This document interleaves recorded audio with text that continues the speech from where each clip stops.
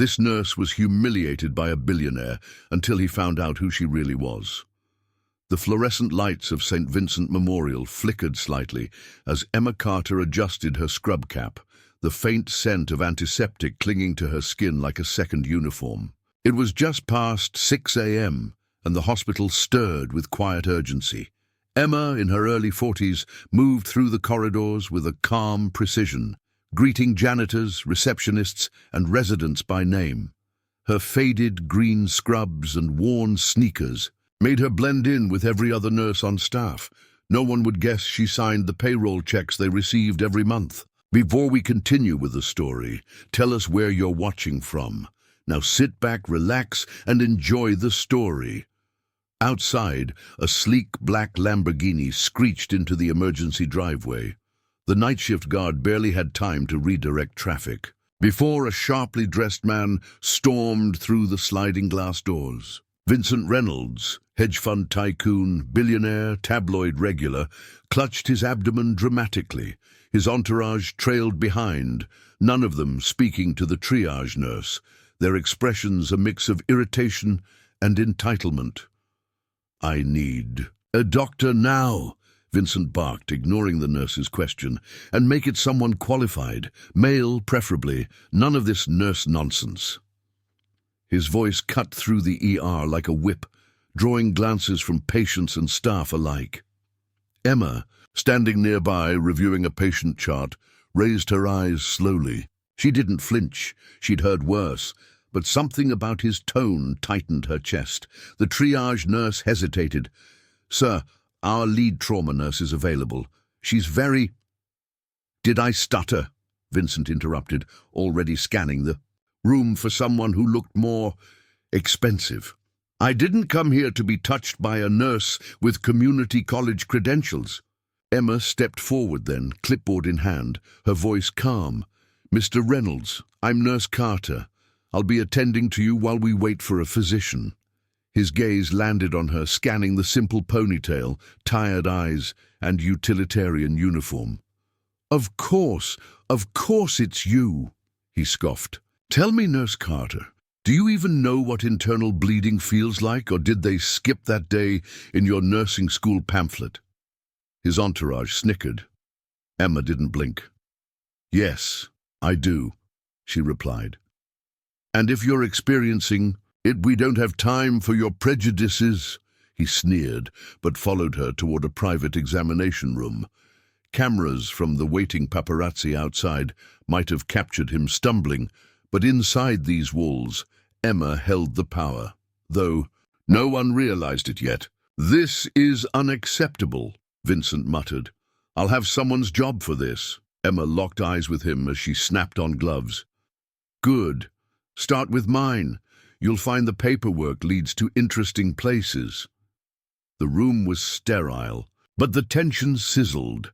Emma conducted the initial examination in silence, documenting vitals, noting inconsistencies, drawing blood with expert hands. Vincent grumbled, insulted, and occasionally tried to name-drop medical contacts, assuming it would change her attitude. It didn't. She was focused, professional, and efficient, qualities he mistook for robotic indifference. When the physician arrived, a young man barely out of residency, he deferred instantly to Emma. "Nurse Carter, can you walk me through the patient's vitals and symptoms?" Vincent's expression shifted. "Wait, you're not in charge?" he asked the doctor. "No," the doctor replied, surprised. "Nurse Carter oversees emergency trauma protocol. You're lucky she was on shift." Something flickered behind Vincent's eyes, confusion maybe, dissonance. He looked again at Emma, as if seeing her for the first time. She didn't bask in it. She simply continued documenting, offering the doctor quick, crisp updates. The room, once full of arrogance, grew quiet. Emma's authority had taken root, not with bravado, but with undeniable competence. After stabilizing Vincent's condition, she excused herself without fanfare. The entourage whispered now. Emma returned to the nurse's station, grabbed a new chart, and moved on. Behind her, Vincent watched with a growing curiosity. He wasn't used to being dismissed, much less by someone immune to his presence. There was something unsettling and intriguing about it. "Who the hell is she?" he muttered to one of his assistants. "You don't want to know," the assistant replied under his breath. "Why not?" Vincent demanded. The assistant glanced toward the nurse's station. "Because she owns this place." Vincent froze. "Come again?" But the assistant said no more. Vincent remained on the examination bed, suddenly feeling much smaller than when he'd walked in. Outside, the Lamborghini still gleamed under hospital lights, but inside, the man who drove it was no longer so sure of himself. The truth hadn't hit him in full yet, but the crack had started, and through it, everything he believed about power, value, and status would begin to unravel, not with a crash, but with a quiet, steady realization, guided by the hands of a woman he never saw coming. Vincent sat in the private room long after. Emma had gone. The silence pressed in on him. For the first time in years, no one was rushing to reassure him, flatter him, or follow his every command. His assistant, Carter, stood quietly by the door, unsure of whether to speak. Vincent, finally, looked up. "She owns the hospital?" he asked again, more curious now than incredulous. Carter nodded cautiously. "Emma Carter, founder, majority shareholder, and chief medical officer. But she doesn't publicize it. It's in the board documents. She works as a nurse by choice." Vincent blinked slowly, the words not quite settling. That woman. That plain, quiet woman who had poked and prodded him without even blinking at his name. The woman he'd mocked in front of everyone. Something felt off. Not about her, about him. He reached for his phone but didn't know what to Google. Emma Carter, billionaire nurse, seemed absurd. But absurdity was beginning to look like reality. Outside the door, hospital staff moved normally, unaware that his world had just shifted. The physician re-entered, checking Vincent's monitor. "Stable now, you'll be discharged in a few hours." Vincent nodded absently. "Hey, that nurse, Emma, what's her deal?" The doctor smiled faintly. "She's brilliant, one of the best I've ever worked with. Most of us wouldn't be here without her. Literally. She rebuilt this hospital from nothing after the 2010 fire." Vincent's brow furrowed. Fire? That hadn't been in the news. At least not news he cared about. He gestured for Carter to step outside with him. "Get me everything you can on her, quietly." As Carter left, Vincent stood carefully, testing his strength. The mirror above the sink reflected a tired, pale version of the man who'd strutted in hours ago. It bothered him more than he admitted. For years, he'd measured power by presence, by the sharpness of suits and the cost of timepieces. Emma had none of those, yet her authority had filled the room. Downstairs, Emma checked in on a pediatric patient with a broken arm. The boy's mother hugged her gratefully. Emma smiled, her body moving by routine, but her mind flickered back to the billionaire in room 3. She hated when patients treated her like she was less. It happened often, and she usually brushed it off. But this one had hit differently. Later, that evening, Carter returned to the suite at the Ritz with a tablet full of documents. Vincent scrolled through photos of a younger Emma, at fundraisers, disaster relief clinics, and university halls. Harvard, then Johns Hopkins, multiple degrees, awards, global recognition, a quiet giant in the medical field.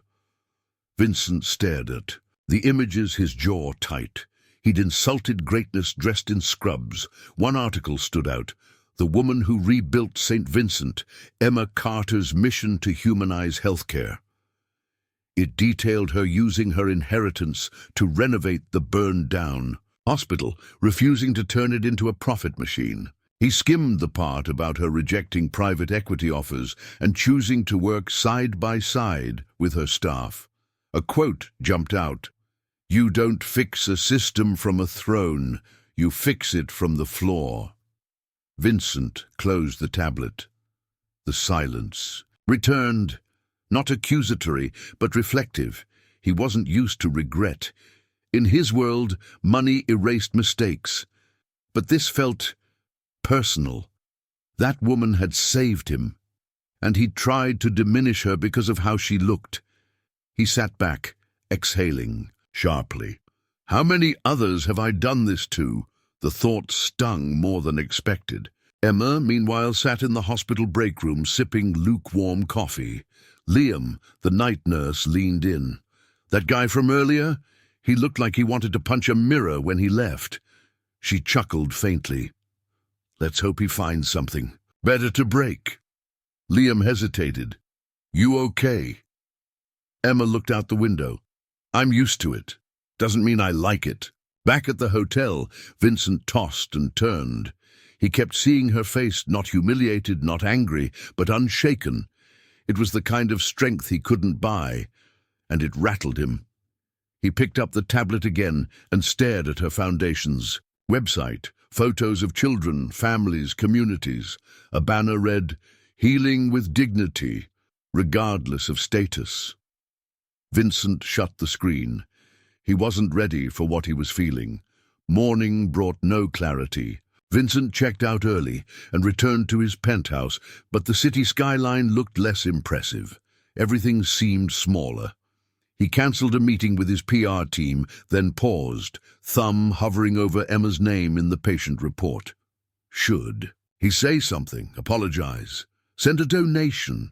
None of it felt like enough or appropriate. Meanwhile, Emma walked the hospital's west wing, greeting patients. Staff nodded as she passed, unaware of the inner weight she carried. Vincent Reynolds had just been another ego, but something in his eyes last night, confusion laced with shame, suggested he wasn't done. And neither was the lesson. Not yet, because some truths don't break you all at once. They crack you, slowly, until everything you believed about yourself begins to shift. The city was alive with its usual noise, honking horns, hurried footsteps, murmurs of power and deals. But Vincent Reynolds moved through it differently now.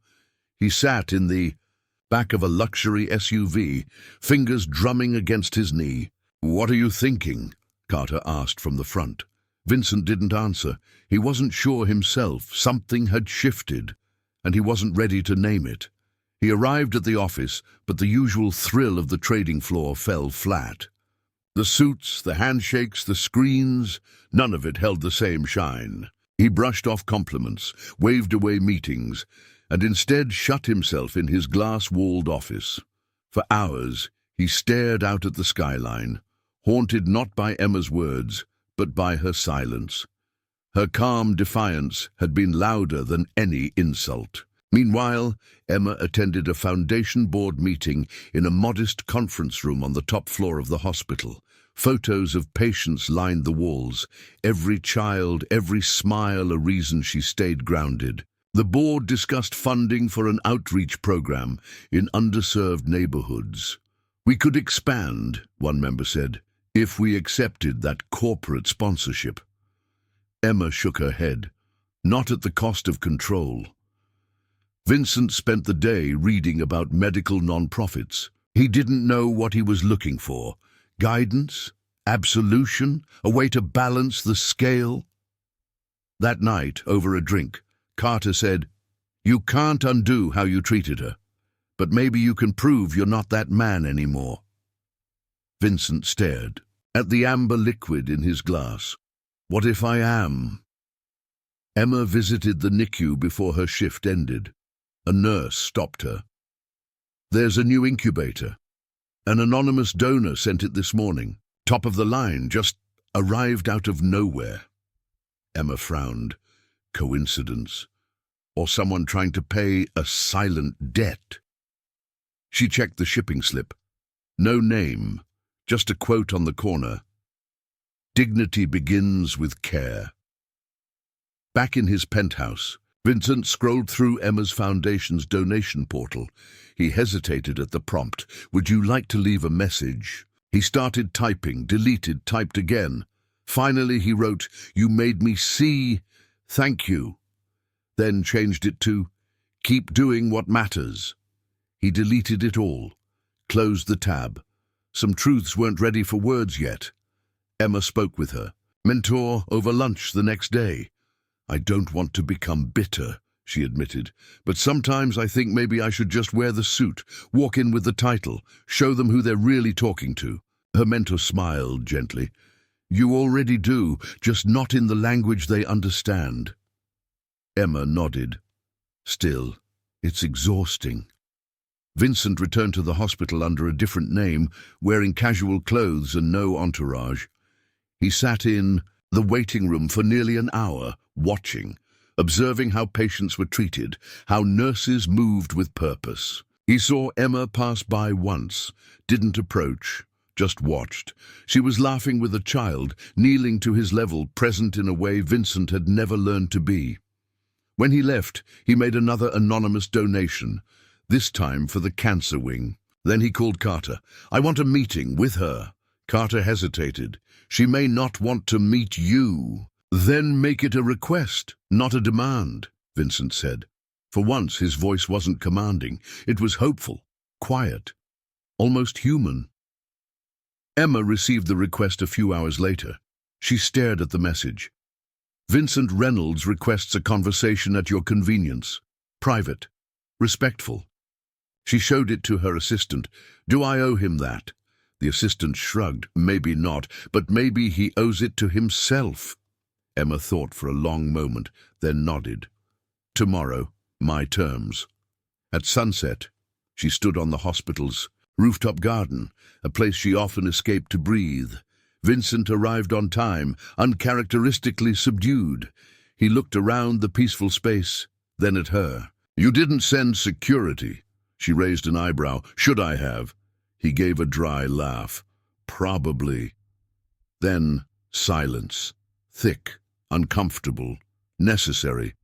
"I judged you," he said finally, "not because of what you did, but because of what I saw, or what I thought I saw."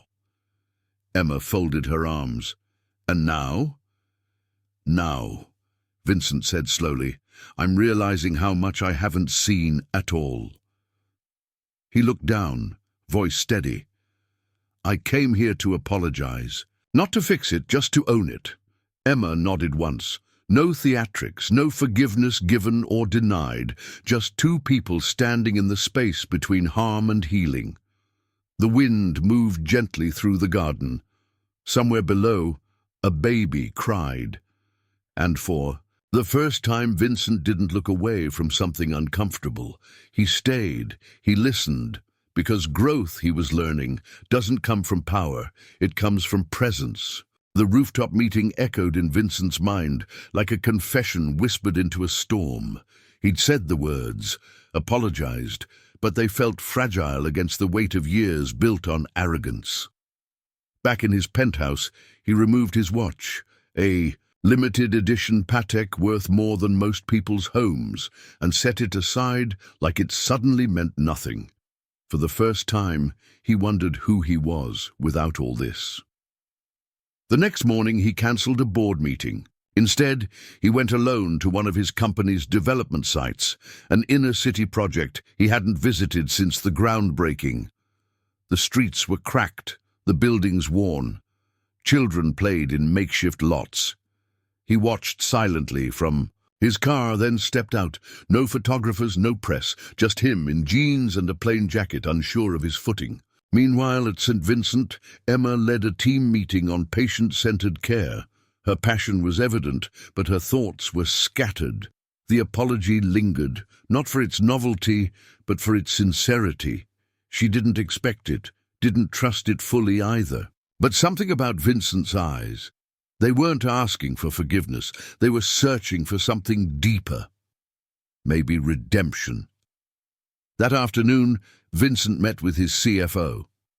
"I want to establish a private trust," he said. "Anonymous. No tax write-offs, just impact. Start with inner-city medical support." The CFO blinked. "That's not your usual style." Vincent shrugged. Maybe that's the problem. The man hesitated, then nodded. What should we call it?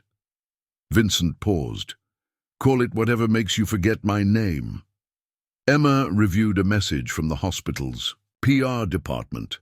We could leverage the anonymous donations, they suggested. Create a campaign about silent heroes. She declined. That's not why people give.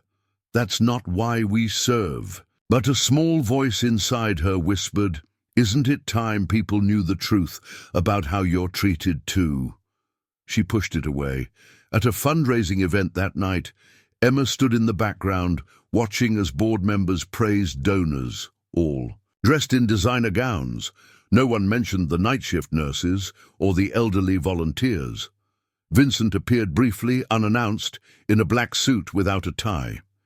He didn't approach Emma, just watched her thank a cafeteria worker with the same reverence others gave billionaires. Later, he sat on a park bench across from the hospital. A teenager approached, asking if he was lost. Not lost, Vincent replied. Just figuring out where I am. The boy tilted his head. You one of those business guys? Vincent smiled weakly. I used to think I was. The kid shrugged. Doesn't matter. People are people, just don't be a jerk. That simple truth hit harder than any headline. People are people. Vincent wrote it down in his phone. Later he emailed Emma, no response needed, but I meant it. I'm trying, not for you, for me. He didn't sign his name. She read it, recognized the tone, and said nothing, but her eyes softened. Emma's assistant approached her the next day. The press caught wind of your rooftop meeting. A tabloid headline read, Nurse or Queen, mystery woman who tamed billionaire. Emma sighed. Ignore it. Let's not validate the circus. But the hospital board wasn't so neutral. We should clarify your role, one member urged. People deserve to know who runs this place. She hesitated. Do they? Or do they need to see that compassion matters more than titles? The debate raged within her. Visibility brought power, but also attention, scrutiny, loss of peace. She remembered her father's words. True strength doesn't need to roar. Still, silence had its cost too. Vincent met with Carter again. Pull my name from the hospital wing, he said. Replace it with something that honors their mission. Carter raised an eyebrow. That wing cost you $10 million. Exactly why I don't need my name on it, Vincent replied. Let it be about the people who walk through it, not the ones who fund it. At the next staff meeting, Emma announced, the anonymous donations impact. New beds for the cancer unit, funding for community clinics, no names mentioned. But one nurse whispered to another, it's him, isn't it? Emma just smiled. What matters is that people cared enough to give. Still, inside she wondered, can someone truly change, or do they just hide better? Vincent stood across the street again that night, unnoticed. He didn't need to be seen, not anymore. He watched Emma leave, tired but calm, stopping to hold the door for a man in a wheelchair. She didn't look around to see who was watching. She never did. That, he realized, was what made her different. She wasn't performing. She was living. And maybe, just maybe, he was ready to start doing the same. The morning headline exploded across newsstands and phone screens alike. From Scrubs to Millions, the secret life of Nurse Emma Carter. Emma stared at the screen, heart sinking. The article was slick, polished, and invasive. It listed her degrees, her inheritance, and even published photos of her estate, taken by a drone.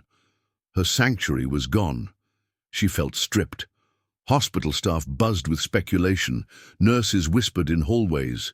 Doctors exchanged glances. Patients began requesting selfies. The board called an emergency meeting. We need to control the narrative, said one member. Embrace the attention. Use it. Emma's voice was firm. I didn't ask for this, and I won't exploit the people. We serve to clear a rumor. Vincent saw the article too. From the silence in Emma's reply, he knew she was furious. not at him directly, but at the world that devours quiet integrity and spits out spectacle. He called Carter. "Did we leak anything?" Carter shook his head. "No, but people dig. And when billionaires suddenly go anonymous, someone always starts asking why." By mid-afternoon, reporters camped outside the hospital. Cameras pointed at every woman in green scrubs. Emma remained inside, dodging exposure like a shadow in daylight, but she knew it wouldn't last. Her assistant entered, pale. "They're offering interviews, 6 figures, global networks." Emma didn't blink.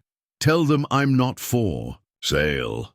Vincent paced his penthouse, guilt gnawing at him. Maybe he hadn't caused the leak, but he had become the fuse. "She didn't deserve this," he muttered. Then an idea sparked. He grabbed his phone and called a friend in publishing. "I want to write something, a statement, a confession maybe." The friend laughed. "You? Writing? That's new." "So is caring," Vincent replied. Emma spent the evening in the children's ward, shielding herself with purpose. One child, Mia, tugged at her sleeve. "Are you famous now?" Emma smiled softly. "Only to you." The girl giggled. "Then you're already my favorite celebrity." The words warmed her, but also hurt. She didn't want fame. She wanted respect. And she wasn't sure the world could separate the two. Vincent's op-ed published the next morning, "What We Failed to See."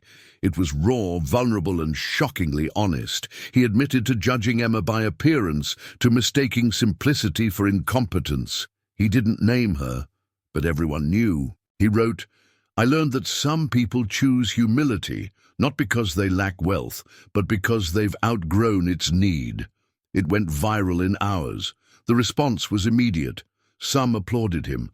Others accused him of performative guilt. But Vincent didn't care. For the first time, he wasn't performing. He was revealing. And in the backlash, he felt something unexpected, relief. He couldn't undo the past, but maybe, just maybe, he could dismantle the pedestal he once stood on. Emma read the piece. In her office. She didn't smile, didn't cry. She just sat quietly, the words lingering. Liam entered with 2 coffees. "If this were a movie," he said, "this is where you forgive him and kiss in the rain." Emma chuckled dryly. "If this were a movie, I'd have a stunt double for emotional vulnerability." The hospital board called again, this time more polite. "There's an opportunity here," they insisted.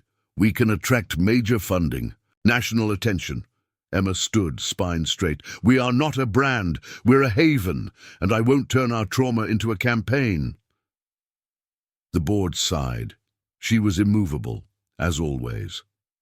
Meanwhile, Vincent visited a free clinic funded by Emma's foundation. No cameras, no entourage. He spoke to nurses, sat with patients, volunteered to clean storage rooms. The director later called Emma. "There's a guy here. He's scrubbing floors in designer shoes." Emma closed her eyes. Of course he was. Outside her window, protesters and supporters gathered. Signs read, "Queen of Compassion" and "Nurse in Disguise." She watched, silently. This wasn't justice. It was noise. And somewhere in that noise, the real message risked getting lost. She had to find a way to bring it back to what mattered. She met with a small group of patients the next morning. One, a single mother recovering from surgery, said, "It's crazy seeing your face on the news, but the truth is, you're the same woman who held my hand before they put me under. You never needed a title for that to matter." Emma felt tears sting, but held them back. That was the reminder she needed. Her worth had never come from hiding or showing her name. It came from how she showed up, for them, always. And so, while the world screamed for more headlines, Emma Carter made a decision to step forward, but on her own terms. The press conference was scheduled for noon. Emma had resisted it for days, but the noise had grown too loud. The hospital, the foundation, even the patients were drowning in curiosity, assumptions, and half-truths. If she didn't speak, someone else would do it for her. And worse, they'd twist the story into something it was never meant to be. She stood before a modest podium in the hospital's atrium, flanked by no one. No lawyers, no PR team, no flashy banners. Just her. In her. Green scrubs. The very same ones she'd worn the day Vincent Reynolds first looked through her like she didn't matter. But now, everyone was looking. She adjusted the microphone, took a breath, and began. My name is Emma Carter. I'm a nurse. I'm also the founder and majority owner of St. Vincent Memorial. Yes, the stories are true. I inherited wealth young, and I used it to rebuild this hospital after the 2010 fire. What's not in the articles is why. The room fell completely silent. Cameras rolled, pens paused, even the clicking of phones slowed. I lost someone that night. A patient. A child I'd sat with for weeks. I wasn't rich when she died. I was just a nurse on the night shift, helpless. The fire exposed what was broken, our systems, our buildings, our priorities. So when the inheritance came, I didn't see it as freedom. I saw it as responsibility. Outside, crowds gathered. Around hospital monitors, staff lined the upper balconies. Vincent watched from a distance, leaning against a far pillar in the lobby, almost invisible among the bystanders. Emma's voice didn't waver. People ask why I kept working as a nurse, why I didn't just sit in an office and let others do the work.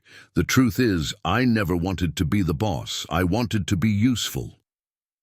Her eyes scanned the room, not with defiance but with conviction. Because dignity isn't about titles, and care isn't about hierarchy. We don't heal people by telling them how important we are. We heal them by being present, by listening, by touching lives at their most fragile points. A few reporters lowered their cameras, visibly moved. She paused just for a moment. Recently, I was judged by a patient who didn't know my name. He demanded someone better, more qualified, a man, preferably. I won't name him because this isn't about revenge. It's about reflection. How often do we do that? Decide who matters by how they look, what they wear, or what we assume they're worth. Whispers spread through the room. Vincent swallowed hard. She wasn't attacking him. She was freeing herself from silence, from shame, from the pressure to play along. She continued, her voice rising, not in volume, but in weight. I've been invisible in rooms I built, overlooked in systems I designed. But I stayed silent, thinking it protected the mission. I was wrong. The crowd held its breath. We don't change a broken world by hiding our truths. We change it by living them, loudly, even when it costs us. Emma's hands trembled slightly. Not from fear, but from release. She had carried this burden for so long. Now she was putting it down, and the air around her shifted. I won't stop being a nurse. I won't stop wearing scrubs. And I won't apologize for choosing humility over spotlight. But I will stop letting others define my worth or yours. She stepped back from the microphone.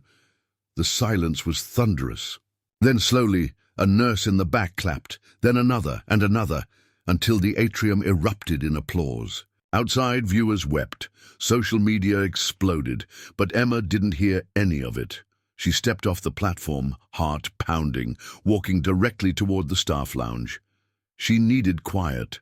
Not fame, not praise, just peace. Vincent stepped out of the crowd's edge but didn't follow. He knew this was her moment, and his place was to observe, to respect, to learn. In the lounge, Emma sat alone, sipping water. Her assistant poked her head in. "You okay?" Emma nodded. "Better than I've felt in years." The assistant smiled. "You didn't just speak for you today, you spoke for all of us."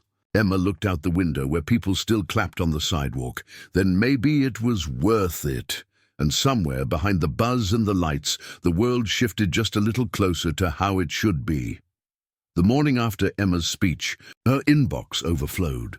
Journalists, talk shows, sponsors, advocacy groups, universities. Everyone wanted a piece of her. A cover story, a book deal, a documentary. Emma deleted most of them without reading. The spotlight didn't tempt her. It drained her. All she wanted was to return to work without becoming a symbol. Meanwhile, the hospital board called another meeting. "Emma, this is unprecedented visibility," one said. "We could launch partnerships, national campaigns, even a leadership seminar." She leaned back in her chair, unimpressed. "This isn't a startup pitch. It's a hospital. People come here to heal, not to hear TED Talks." They exchanged looks. Emma was still Emma, unshakable. In the private clubs uptown, her name was suddenly fashionable. Wealthy patrons who once ignored her were now fascinated. "She's a mystery," said one socialite, "like if Mother Teresa had a trust fund." Another nodded. "We should invite her to the gala. She'd bring authenticity." They used her like a brand, never seeing the woman beneath. Vincent watched it all unfold from the sidelines. He declined interviews, turned down speaking requests. He knew this was not his moment to speak, but to listen. Still, something gnawed at him. The same people who once laughed at Emma behind closed doors now praised her in public. He recognized the pattern. They weren't changed. They were opportunistic. Emma walked through the hospital halls, now greeted, with awkward smiles and timid reverence. "Ms. Carter," some whispered. "Dr. Carter," others corrected, trying to show respect. She stopped one intern mid-sentence. "Just Emma, please." He blinked. "But you own the place." She smiled softly. "And that makes me more human, not less." One afternoon, she visited the community clinic on the east side. No cameras, no buzz. Just real people. A mother wept as Emma changed her child's bandage. "They say you're famous now," the woman said, "but you're the same woman who held my daughter's hand last year. That's all that matters." Emma squeezed her hand in response. That night, Vincent showed up at the same clinic. No announcement, just a quiet presence. He refilled water coolers, restocked medical gloves. Emma watched from across the room. He wasn't there to be seen. He was there to serve. And in that, she saw something real. Something changed, not in his wealth, but in his posture. Later, they sat outside on a bench beneath the clinic's flickering neon sign. "They're calling you a hero now," Vincent said. Emma shrugged. "They called me invisible before. Why should I trust either version?" He nodded. "Because neither are you. You're something they can't label. That scares them." She looked at him sideways. "And you?" Vincent smiled faintly. "I think I used to be one of them, obsessed with control, image, dominance." He looked at the dark sky. "But now, silence feels like power. Real power. The kind you don't have to prove." Emma studied him. "You're different, not completely, but enough." He didn't answer. He didn't need to. The next morning, a major hospital chain sent Emma a proposal, a merger offer worth tens of millions, in exchange for rebranding St. Vincent. Under their umbrella, it came with promises, expansion, efficiency, international reach.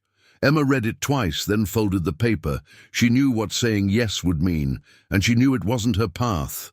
She called a staff-wide meeting. Hundreds filled the atrium. She stood at the same podium as before, holding the proposal.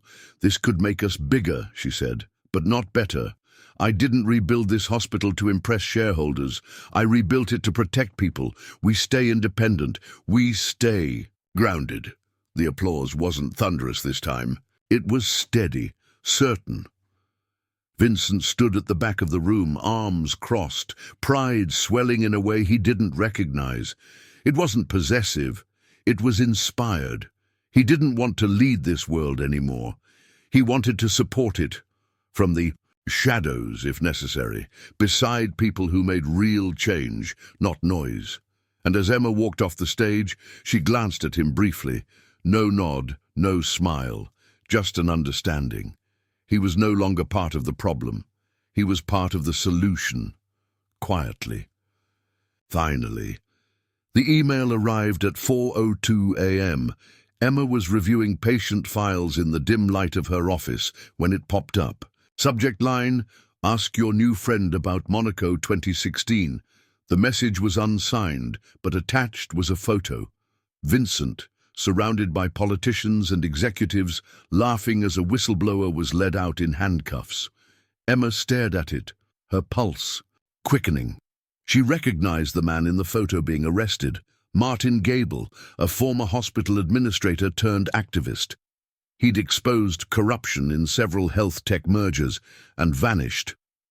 Emma remembered reading about him years ago. The articles painted him as a lunatic, a saboteur, but she'd always questioned the story, and now Vincent's smile in that photo haunted her. Across town, Vincent awoke to dozens of missed calls. His legal team had flagged media inquiries. Someone was leaking documents, emails, signed contracts, photographs, linking him to corporate sabotage, patient data violations, and backdoor lobbying deals. Deals he'd profited from. Deals he'd never denied. Until now. The past was coming for him. He rushed to the hospital, but Emma wasn't there. She'd taken a walk through the nearby park, trying to process the picture, the timing, the silence. Was this a warning, a threat, or a test? She didn't text him. She didn't need denials. She needed truth. And Vincent needed to decide who he really was. In a quiet corner of the hospital cafeteria, Carter sat with Vincent. "It's Martin," Carter said. "He's back, and he wants to burn everything down." Vincent nodded slowly. "I deserved it. We buried him. Bought the silence. I didn't pull the trigger, but I loaded the gun." Carter frowned.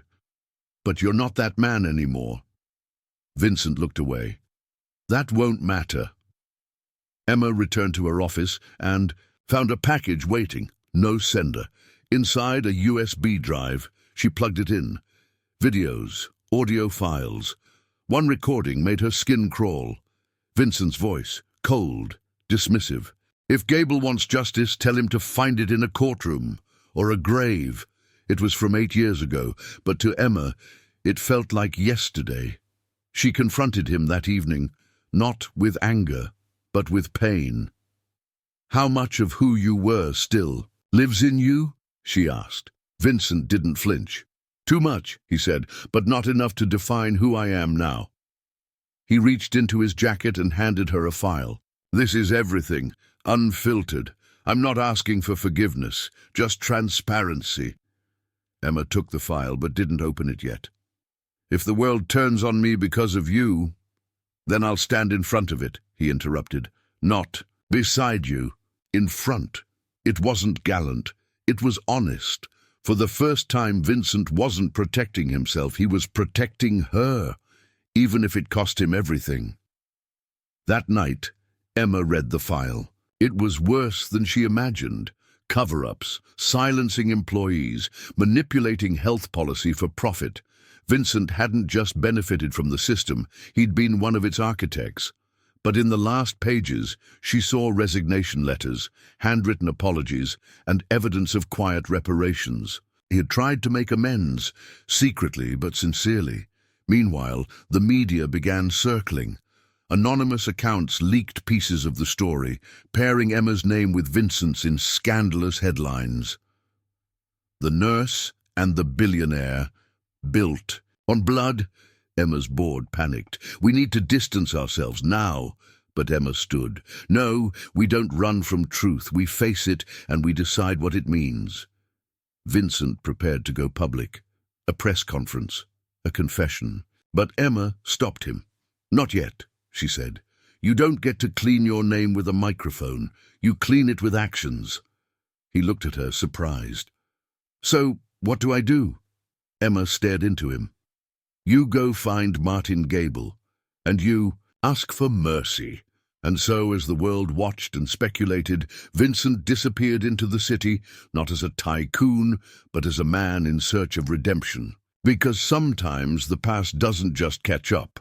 It invites you to relive it, to confront it, to make it right, or be buried by it. Vincent waited outside a crumbling building on the outskirts of the city. A former community center, long, abandoned, now repurposed as an underground free clinic. Inside, whispers spread. He's here. Martin Gable hadn't been seen publicly in years, but his network never stopped working. Vincent wasn't sure if he'd be received or rejected. A heavy door opened. Martin stood in the frame, older than Vincent remembered, beard streaked with white, eyes sharp with experience and pain. "You've got nerve showing up here," he said. Vincent nodded. "I don't want absolution, I want accountability." Martin let the silence stretch, then stepped aside. "Then you better come inside." Meanwhile, Emma stood before the hospital board. The table was split. Half wanted her to sever all ties with Vincent. The other half, though quieter, trusted her judgment.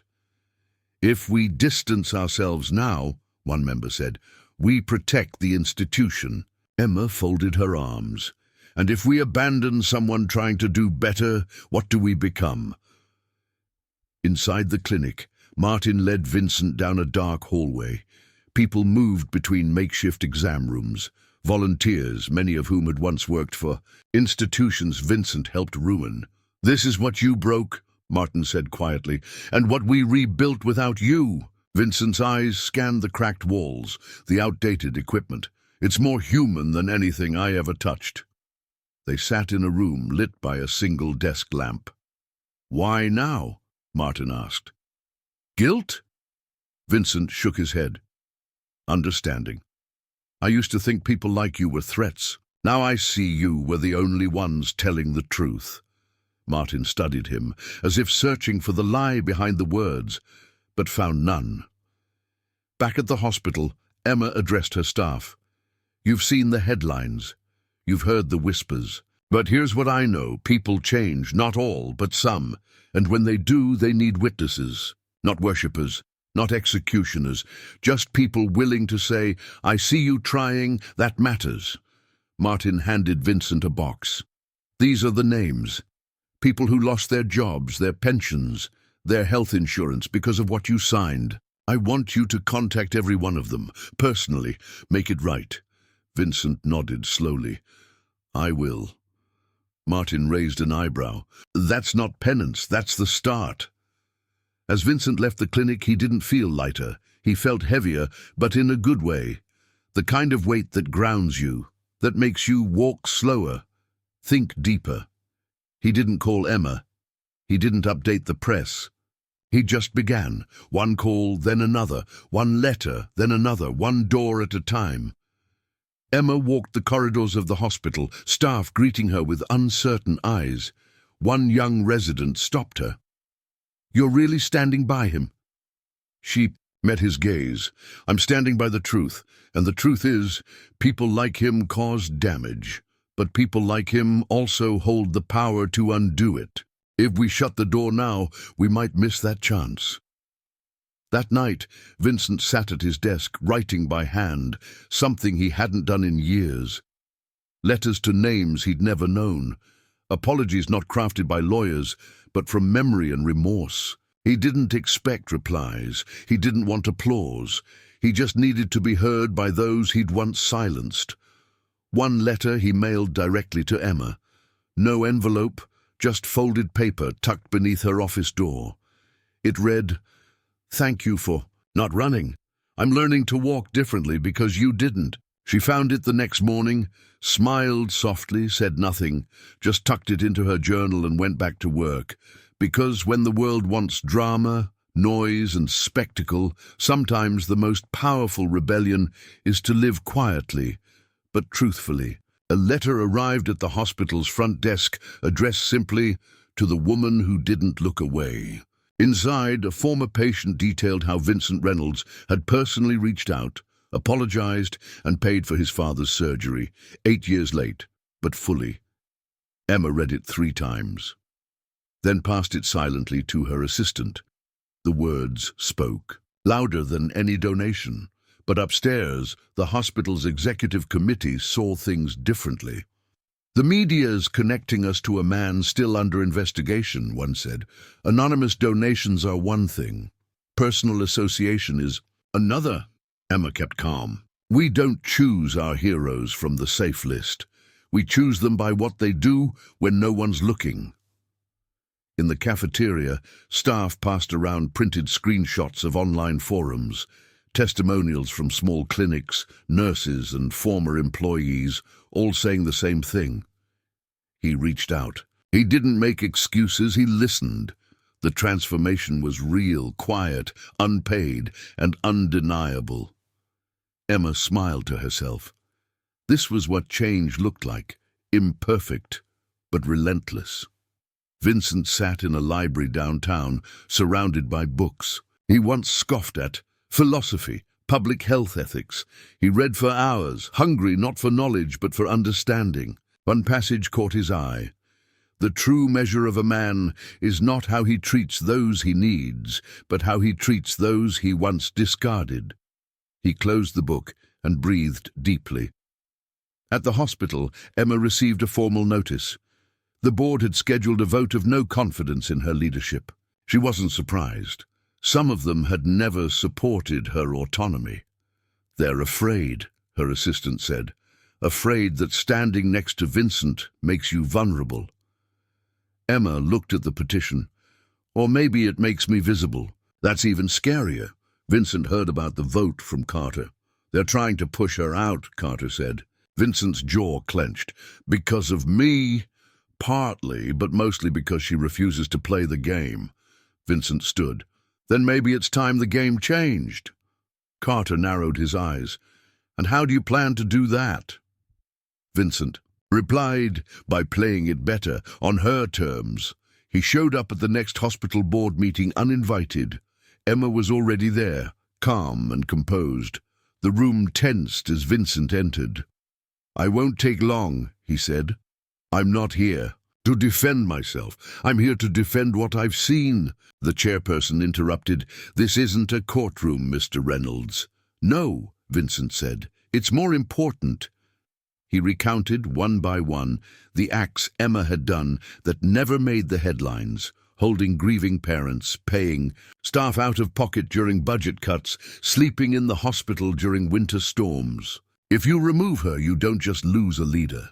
You lose the soul of this place." Then he stepped back. No grand finale, just truth. The room was silent. The vote proceeded. 7 in favor, 5 against. The chairperson looked to Emma. "It's not binding, but it's loud." Emma stood. "Then I'll speak louder. You can vote again. Next time I'll be ready, but I'm not stepping down." She walked out, not defeated, but defiant. Outside, a group of nurses and janitors waited. When they saw her, they applauded, not for drama, but for resilience. Emma nodded, eyes moist. "I don't need them to approve," she whispered to her assistant. "I just need them not to block the work."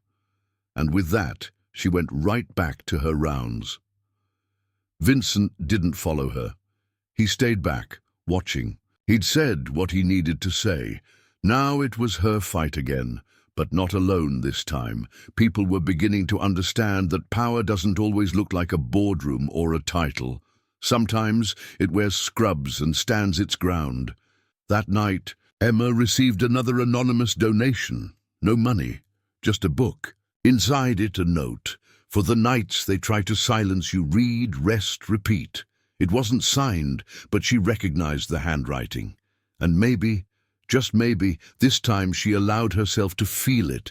Not just admiration, but something deeper. It started with a hashtag. Lead like Emma. At first, just a few nurses posted stories. Then patients. Then doctors from across the country. Stories of dignity, of quiet strength, of leadership that didn't dominate but lifted. Within days, the hashtag was trending globally. Emma Carter became a movement, one she never asked for but could no longer ignore. Major networks requested interviews, Politicians sent letters of support. Foundations pledged grants. A senator called her a national model of ethical healthcare. But Emma remained grounded. She kept walking the halls, holding charts, checking vitals. "The patients still need me," she told her assistant. "They don't care about trending topics." But not everyone celebrated her rise. The same corporate interests that once tried to buy her hospital now saw her as a threat. Lobbyists whispered in back rooms, "She's disrupting the order." Board members received quiet offers. If they could push Emma out, certain donations might flow again. Power always finds a way to strike back. Vincent knew the signs. He'd seen this cycle before, admiration turning to jealousy, then to sabotage. He met Emma in her office one night. "They'll come for you differently now," he warned. "Not through scandal, through pressure, isolation." Emma didn't flinch. "Let them. I've been alone before, and I've never been more surrounded than I am now." Meanwhile, an anonymous editorial appeared in a medical journal, "The Dangers of Populist Healthcare Leadership." It didn't name Emma, but it didn't need to. The coded language, the data manipulation, the elitist tone. It was a shot across the bow. Emma read it with calm eyes. "They're afraid," she said. "That means we're doing something right." Vincent stepped back into the public light, but on new terms. He gave interviews, not to talk about his wealth, but about accountability. "I spent most of my life extracting value," he said. "Now I want to return it." Emma Carter showed me how. Critics rolled their eyes, but the world listened, because change, when real, creates echoes. At a press conference, a reporter asked Emma, "Do you still stand by Vincent Reynolds, even after everything we've learned?" She looked directly at the camera. "I don't stand by what he did. I stand by what he's doing now. And if we don't reward people for changing, we only teach them that it's never worth trying." The quote spread like wildfire. Debate raged online. Was she naive, brave, dangerous? But the quiet majority nodded. They knew what it meant to be judged forever by your worst moment. Emma had spoken for them, not as a saint, but as a human being who believed people could grow.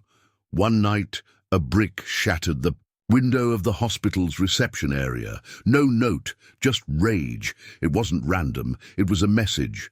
Stay in your place. Emma arrived before dawn to sweep the glass herself. "You don't fix fear with fear," she said to the staff. "You fix it with presence." Vincent watched from the sidewalk, fists clenched.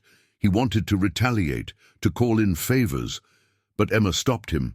"No revenge," she said. "Not even justice, just proof that we won't be moved." He nodded slowly. She was right. Again. Inside, Emma drafted a letter to her board, not a resignation, a redefinition. "I won't leave," it read. "But I won't play your game either. If you want me here, it will be on terms of service, not status." She posted it online. No press team, no filter, raw, honest, revolutionary. And the world, already listening, responded with overwhelming clarity. They stood with her. But as her light grew stronger, so também cresciam as sombras atrás dela. The message came in the middle of the night. Emma's assistant woke her with trembling hands. "There's a report, anonymous, alleging patient negligence. They say you ignored a critical chart and caused a death." Emma sat up slowly. The room spun. "Who?" The assistant hesitated. "A teenager. From last year. Terminal case." "You were there." Emma's mind raced. She remembered the patient, Jesse, stage 4 cancer, no chance of survival. She had sat with him day after day, helping his mother prepare for the inevitable.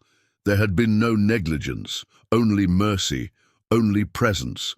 But that wouldn't matter now. In the public eye, the accusation was enough. Within hours, the story hit every major outlet. Hero nurse accused of medical misconduct. The smear campaign was elegant, calculated.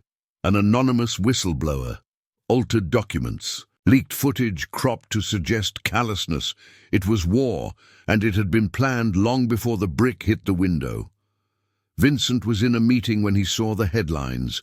He stood up, speechless, and walked out without a word. "Carter," he called, "get me everything, the source, the origin. Who's behind this?" His voice shook with rage, but beneath it was guilt. This was his world's weapon, and he'd taught them how to use it. Emma refused to hide. She came to work, made her rounds, spoke to Jesse's mother directly. The woman cried and hugged her. "You were the only light we had," she said. "Don't let them take you down." But the hospital board issued a temporary suspension. "Until we investigate," they said. Emma didn't fight it. "Let them dig. I'm not afraid of the truth." Vincent, however, was terrified. Not for himself, for her. He had the documents. All of them. Proof of the smear, records of who paid who, when and why.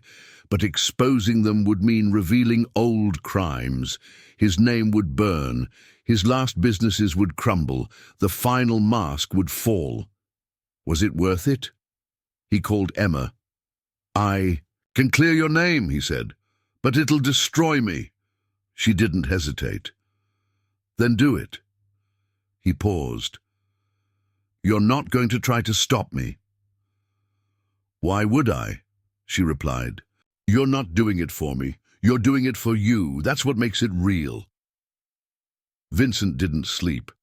He spent the night compiling the files, organizing them into a secure package. Then he scheduled a press conference, not at a hotel or on a news set, but in front of the clinic where he'd first met Martin Gable again. He stood alone. No PR team, no defense attorneys, just truth. He laid it all out. The smear campaign, the corporate bribes, the board members complicit, and his own involvement in similar tactics in the past. "I taught them how to do this," he said, voice raw. "And now I'm using the same tools to dismantle it. I don't expect forgiveness, but I demand accountability." The press exploded. Investigations launched. The hospital board faced legal pressure. Emma was reinstated within 48 hours, cleared of all allegations, but the damage remained on her face, in her eyes. She didn't cry, she didn't break, but she changed. The weight of betrayal leaves a scar, even when truth wins. Vincent disappeared from the public eye. His company collapsed overnight. He sold assets, donated quietly, disappeared into volunteer work. People called it a fall from grace. But for him, it was freedom. He was finally walking without the weight of lies. Emma returned to her rounds, quieter now, sharper. She spoke less, listened more. The hospital was different. Staff were emboldened, inspired, but they watched her closely now, not with suspicion, but with reverence. She had survived what no one else could, a system designed to destroy anyone who challenged its power. One evening, a nurse handed her a sealed envelope, no name. Inside, a short note: "When you stood still, I finally learned to move. V." Emma smiled, not because he was gone, but because he was finally becoming whole. And sometimes, healing begins the moment the truth is no longer feared. Emma received the letter on a quiet Monday morning, official stationery, elegant envelope, a request from the Department of Health. Would she consider leading the newly formed National Commission for Ethical Healthcare Reform? A once-in-a-generation opportunity, the kind of offer that could reshape the country and redefine her legacy. Her office buzzed with restrained excitement. "This is your moment," her assistant said. "You can take what you built here and scale it nationwide." Emma smiled faintly. "I didn't build this for scale. I built it for people." But she didn't say no. Not yet, because part of her knew maybe this was what all the fire had been for. Vincent heard about it from a newspaper headline in a small coastal cafe, where he now volunteered anonymously. The article called her the reluctant leader who became a revolution. He smiled. There was no envy, no sadness, just quiet pride. She had risen, not through strategy, but through truth. The board, now humbled and fractured, tried to reclaim her. "We'll double your budget," they said, "give you full autonomy." Emma looked at them. "Now you believe in me?" One member shrugged. "Now we see what you always were." But Emma wasn't flattered. She was tired, not of the work, but of the politics that delayed it. She took a walk through the hospital garden, alone, the place where Vincent once told her, "Silence feels like power." She whispered to herself, "So does stillness." A nurse passed and smiled. "Heard about the commission. Whatever you choose, we've got your back." Emma nodded, but deep inside she wondered, do I even have my own? The commission sent a formal proposal, 6-year term, full authority, national platform, no more bedside work, no more patient rounds, just rooms of lawmakers, reports, and policy.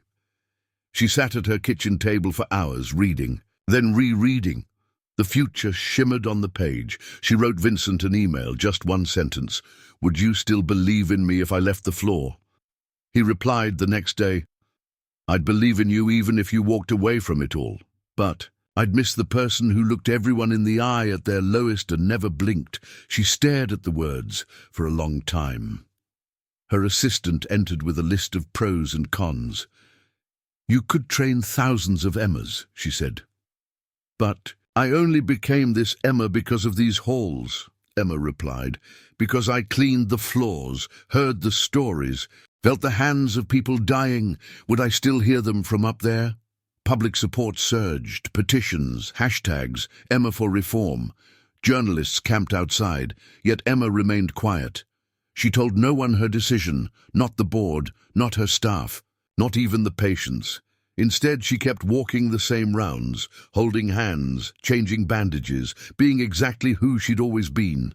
Then, one evening, a boy in the pediatric wing tugged at her sleeve. "Are you going to leave?" he asked. "Everyone says you're too important to stay here." Emma knelt beside him. "What do you think?" The boy shrugged. "I think people who matter the most are the ones who stay when they don't have to." Her throat tightened. That night she stood at the same podium where she'd once declared her truth to the world. The room was full. Staff, press, politicians. She held the letter in one hand, looked at it, then folded it slowly and placed it on the podium. "I'm honored," she began, "truly, but the work I do here is not small. It is not beneath national leadership, it is national leadership. And I believe reform begins not in Washington, but in rooms like these, with people who still remember names, still see faces, still stay." The room was silent. Then someone clapped, then another, until the room echoed with something louder than applause: conviction. Emma stepped down from the stage, hugged her assistant, and whispered, "We build more by staying rooted than by reaching." She meant every word. Across the country, Vincent watched the speech on a small screen in a clinic waiting room. A volunteer turned to him and said, "She could have led the country." Vincent smiled. "She already is." The visitor arrived without an appointment. No name given, just a sharp suit, expensive shoes, and eyes that had seen too much. He walked into Emma's office uninvited, ignoring the protests of her assistant. "I'm not here for games," he said, placing a leather folder on her desk. "I'm here to show you the part of Vincent Reynolds he didn't have the courage to tell you about." Emma remained still, calm, but her heart quickened. "And who are you?" she asked. "James Whitaker, former business partner, co-architect of his empire, and the man he left to take the fall." The name rang familiar. She'd seen it buried in Vincent's disclosures. But not like this. Not with this bitterness. James opened the folder. Photos, emails, legal documents, all centered around one thing: a rural hospital that had collapsed under one of Vincent's former companies, dozens of lives disrupted, jobs lost, and James publicly crucified while Vincent remained untouched. "He used me," James said, voice low. "Then he used you to clean his soul." Emma didn't respond. She studied the documents in silence, then finally asked, "Why come now?" James smirked. "Because the world calls you the conscience of healthcare, and you're backing a fraud. I thought maybe you deserved to know you were just his next redemption project." His words landed like darts, sharp, designed to wound. Meanwhile, Vincent was stacking medical kits at a free clinic when he got the call. Carter's voice was quiet. He went to see her. Vincent froze. He knew who. "James," he whispered. "He always said one day he'd burn me down." Carter added, "She hasn't called. No reaction. Yet." Vincent nodded. "Then I'll wait for the silence to break." Emma spent the evening in her office alone. The documents were real, but incomplete. Vincent hadn't mentioned James directly, but in his files there were emails, ones where Vincent tried to shift blame away from James. That part James hadn't shown. Emma realized the truth had been buried, not to hide it, but because shame often silences even repentance. The next morning, Vincent waited in the hospital lobby, not to explain, just to be available. Emma found him near the fountain where they'd once spoken in tension. "You knew he'd come," she said. "I did," Vincent replied. "And you didn't warn me, because I was afraid you'd see the man I used to be and forget who I'm trying to be now." Emma handed him the folder. "He said you let him burn." Vincent opened it, glanced. "I did. I didn't push him into the fire, but I didn't pull him out either. And I've regretted it every day since." Emma studied his face. No excuses. No defense. Just grief that had lived too long in silence. "You asked me once," she said, "if I'd believe in you even if you walked away from it all." He nodded. "Now I need to ask you something back," she continued. "Would you still become the man you're trying to be, even if I walked away from you?" Vincent looked at her, breath caught in his chest. "Yes," he said finally, "because the man I want to be doesn't depend on you.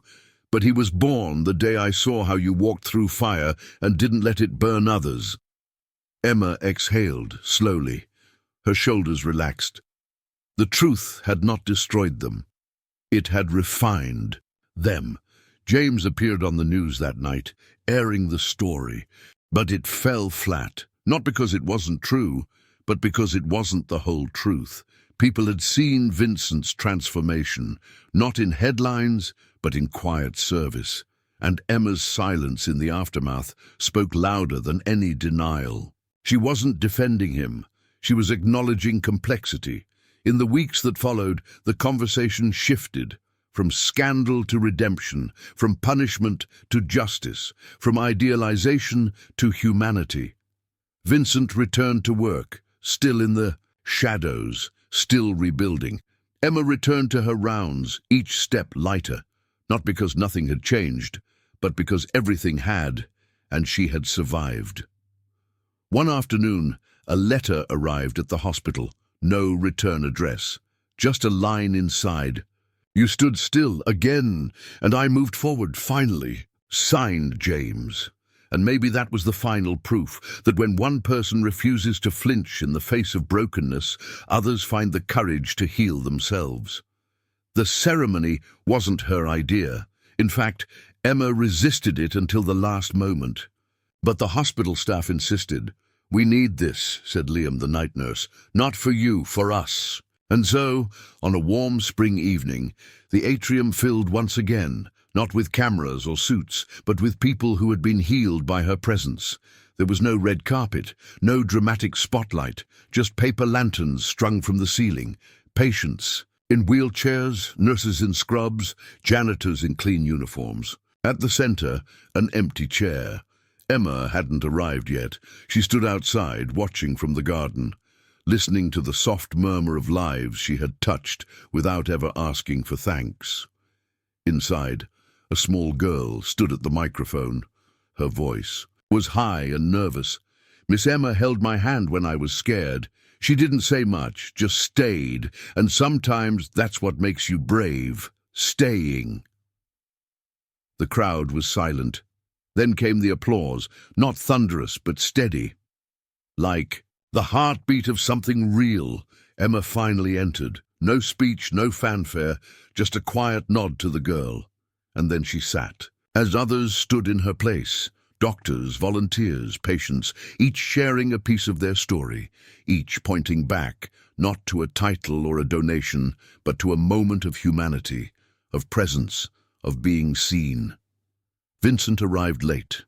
He stood, in the back, unnoticed by most, but Emma saw him. She didn't wave, didn't gesture, just held his gaze for a beat. And in that look, there was no past, no weight, just recognition. We made it. Not to fame, not to perfection, but to something better. Integrity. As the ceremony ended, the board unveiled a plaque at the entrance of the hospital. It read, "The Emma Carter Wing, dedicated to those who choose to stay, even when they don't have to." Emma blinked slowly. She hadn't known. Her assistant leaned over and whispered, "We took the vote, unanimous." Emma touched the plaque with her fingers, not for glory, for memory, for the thousands of quiet moments that no camera ever captured, but that built a legacy far greater than applause. Later, in the garden, she sat alone again, like always, but this time she wasn't tired. She was still, complete. Vincent approached, sat beside her in silence.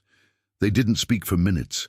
Finally, he said, "They could have named a law. After you," Emma smiled. "They named a hallway. That's where the real lives pass through." He nodded. "I sold the last of it," he added quietly. "Everything. The companies, the properties, even the watch." Emma looked at him. "Do you miss any of it?" Vincent thought. "Only the illusion. The part where I believed I mattered. More than I actually did." She reached into her pocket and handed him a small envelope. Inside, a worn photograph of the pediatric wing years ago. Vincent recognized himself in the background, blurry. Emma stood in the foreground, holding a child's hand. The caption read, "Real wealth lives here." He exhaled, a release of ego, of guilt, of old selves. "Thank you," he said, not just for the photo, but for the mirror she had held up, and the patience she'd had while he learned to face it. They sat until the stars blinked open above. Them no promises, no declarations, just presence, the very thing that started it all. And as the lanterns dimmed inside the hospital, and the last patient was tucked in, and the world spun on noisy and chaotic, Emma Carter remained. Not as a myth, not as a martyr, but as proof that greatness doesn't need to be loud. It just needs to stay. If you've made it this far, let us know what you thought about the story. And if you're not subscribed yet, don't forget to subscribe to catch all our upcoming stories.